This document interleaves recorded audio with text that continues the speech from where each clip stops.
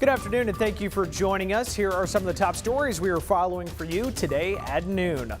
The early flu season surge underway in Arkansas. We'll have the alarming new report from the health department and the age group where the virus is spreading like wildfire. Plus, the counting continues across the country. We'll take a look at the closest races still waiting to be called from Tuesday's election. And scientists are looking at the DNA from resilient plants to help others grow. A check on what that means for the world's food supply.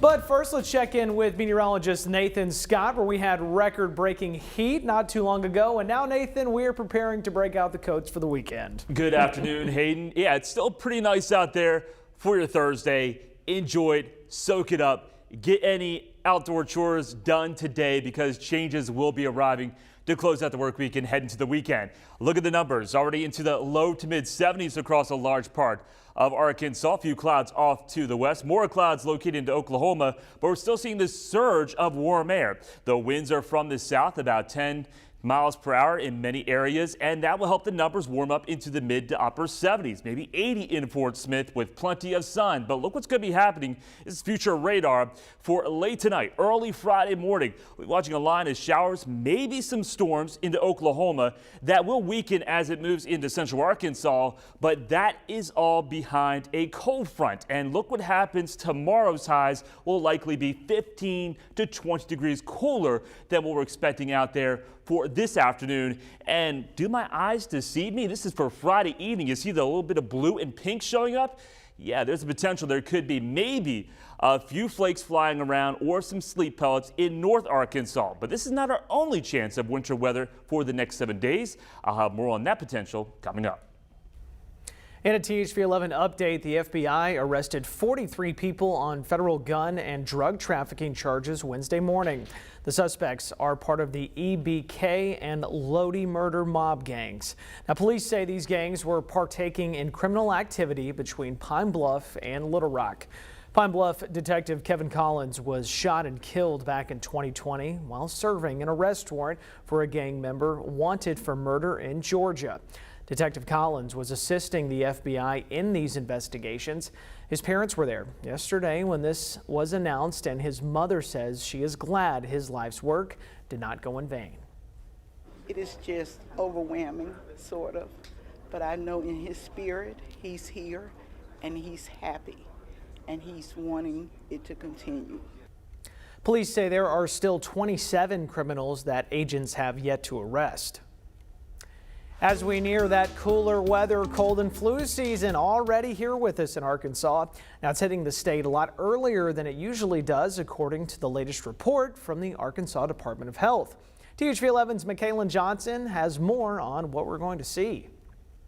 We're at that time of year where the flu starts to poke its head, but experts say things are getting intense earlier and faster. The latest flu report by the Arkansas Department of Health shows that the state's flu activity level has been bumped up from high to very high, and numbers are surging for a second week to levels much higher than we would normally see during the middle of fall. The overall death toll from flu in Arkansas has more than doubled in just the past week, from 4 to 9. Dr. Joel Tunlison with ADH says he can't pinpoint the exact reasons behind the recent spike, but says cases typically start rising around December and peak in January or February. This year is just different because of different variables. But if you do see symptoms of a mild sore throat or a runny nose, Dr. Tunlison says to start taking precautions early on. 2 years ago was basically didn't have one. Last year was a very mild flu season because lots of precautions were being taken to avoid respiratory viruses like COVID. This would be a good time when you're out in public or in crowded places indoors.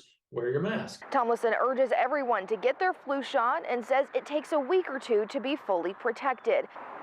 ADH says since October 2nd, more than 5,000 positive flu cases have been reported by healthcare providers, but they expect that number to be much higher because not everyone self-reports. In Little Rock, Michaela Johnson, THV 11 News. Also in the flu report, 3 nursing homes across the natural state have reported outbreaks this season. With that, another precaution is to get your flu shot. When you get the yearly shot, you're less likely to actually get the flu, but if you do catch it, it should be a little bit milder and make its way through your system faster.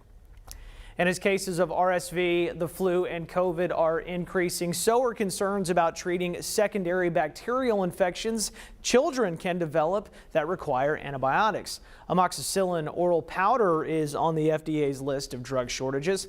Pharmacists use the powder to make the liquid type of that medication that is easier for kids to be able to take. Amoxicillin is related to penicillin. It's one of the most commonly used antibiotics, particularly in children, and it can be used for conditions like sore throat or ear infection. Now, pharmacists say to call around to see what pharmacies actually have the drug in stock, and then to work with your doctor to get a prescription filled there. The FDA says it's working with approved manufacturers to help prevent drug shortages. The 2022 midterm election is still not over, with a number of key races left to be determined. We're still waiting to learn which party will control the House and which party will control the Senate. Natalie Brand has more details from Capitol Hill. Counting the remaining ballots in Nevada could last into next week, as the Silver State's razor-thin Senate race is still a toss-up. Most of those votes are coming in from the Las Vegas area. Mail can come through until this Saturday, as long as it's postmarked by November 8th. And we will continue to pick up mail on a daily basis. Elections officials in Arizona are also still processing results. The Democratic incumbent is leading in that race, but it's still too early to call. Hello. In Georgia, Republican Senate candidate Herschel Walker has a rally scheduled for this evening. He and Democratic incumbent Raphael Warnock are campaigning once again ahead of their December 6th runoff election.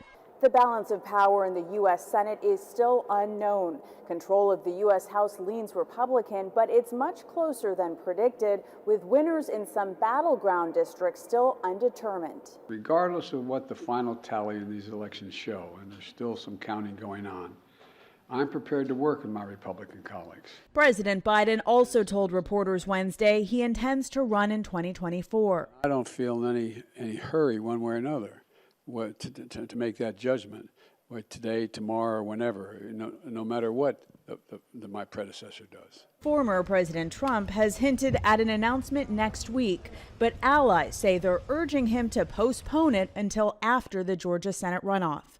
Natalie Brand, CBS News, Capitol Hill. Sources close to the former president tell CBS News that Donald Trump is furious over the election results. A handful of candidates he backed in prominent races are projected to lose or trailing in their bids for office. Now, Trump posted on his Truth Social site that reports he is angry about the election are false. Well, many Arkansans are now wondering what's next in the push to make recreational marijuana legal in the natural state.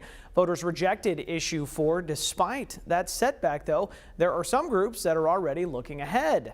Executive Director of Arkansans for Cannabis Reform, Melissa Foltz, supported recreational marijuana in 2016, but did not support issue 4. Now she's working on getting recreational marijuana back on the ballot in 2024. We've been working on an amendment that would be fair and equitable, that will offer competition in the state, will fix the medical program, will have an expungement, will allow for some home grow. Foltz believes it won't be difficult to get marijuana on the ballot once again, especially since issue 2 did not pass. That was definitely crazy. I mean, we had a lot of voters turn out. That was Pulaski County Election Commissioner Sidney Rash talking about Tuesday night's long line at the Lake Maumelle Volunteer Fire Department in Roland. Now, if you waited hours to vote on election night, you were not alone. Several polling sites in Pulaski County saw bigger than normal crowds, causing them to run out of ballots. Election Commissioner and Area Coordinator Josh Price spent the night delivering more ballots to the polling sites. He says there's not a clear answer as to why more voters participated on the west side of town. I don't know if that means a lot of folks were coming out for a certain candidate over another, or maybe there were contested races in those districts. Now, they go on to say when it comes to planning for the next election, the Election Commission will consider giving more ballots to polling sites. And check this out. In Israel, scientists are turning to the DNA from crops to keep food on the table. Protecting the world's food supply is high on the agenda at the COP27 climate summit underway in Egypt. Ian Lee explains. Preserving the future of agriculture starts with a walk in the woods for botanist Alon Singer. He's looking for ancient crops growing in the wild in Israel. They're exposed to all the diseases and changes and therefore have all the resilience we're looking for, he says. Singer is part of an effort to help secure the world's food supply with a unique seed bank. We are located within 3 continents, Europe, Asia, and Africa, making this very small land of Israel a hot spot of biodiversity. By harvesting wild crops in this biodiverse hotspot, scientists are saving and studying their DNA, pinpointing special characteristics that make plants resilient to climate change. Plants are being exposed to different environmental conditions. These exposures gives us different traits, and we will need as many traits as possible. Traits that can be added to various crops to help them survive hotter temperatures, extreme weather, and pests. So far, tens of thousands of types of seeds are being collected and stored.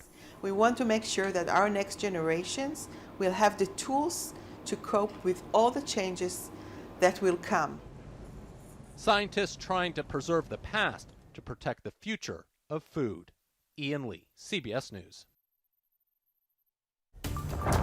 Well, coming up, remember overnight Hurricane Nicole made landfall in Florida. Coming up, we're going to check in on Daytona Beach, where damage is impacting the foundations of buildings and homes. And Hayden, we're going to see the winds pick up here in the natural state from the north-northwest as cold air really plunges its way down to the south.